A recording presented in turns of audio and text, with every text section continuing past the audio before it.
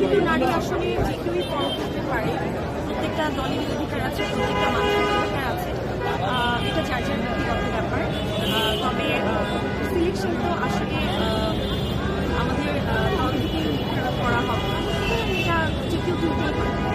সিলেকশনের বিষয়ে কথা আসছে, আমরা দেখেছি বিভিন্ন সংসদ নির্বাচনে এগুলো নিয়ে নয়চড়া হওয়ার অনেকটা হয়। এটা আমি বারবারই দেখছি।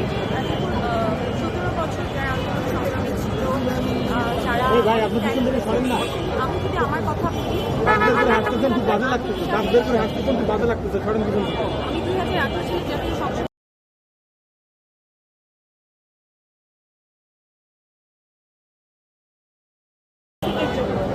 তো এর পরবর্তীতে আমি পোস্ট গ্রাজুয়েশন ডিগ্রি করার জন্য বাংলাদেশের বিভিন্ন মেডিকেল ইনস্টিটিউটে চান্স পাওয়ার পরেও নিরাপত্তাহীনতার কারণে আমি অ্যাডমিশন নিই, যার কারণে আমার ইন্টারন্যাশনাল ডিগ্রি অ্যাকোয়ার করা লাগে।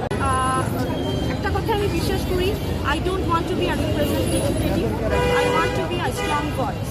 ঠিক আছে, আর আমি মানুষকে নিয়ে কাজ করবো। সাস্টেইনেবল ডেভেলপমেন্ট করতে গেলে অবশ্যই নারী এবং মানুষকে নিয়ে কাজ করবো।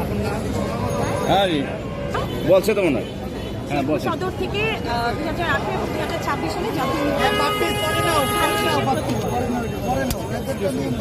আমরা একটু কথা বলবো। ওকে আপা। প্রিয়াঙ্কা আপা, একটু আবার আপনার নামটা একটু ভালো করে বলবেন। আমি ডক্টর সানসিলা জেবরিন প্রিয়াঙ্কা। আপনাকে আমি চিনি, আমি ভালো হয়েছে, আমার বাড়ি শেরপুর।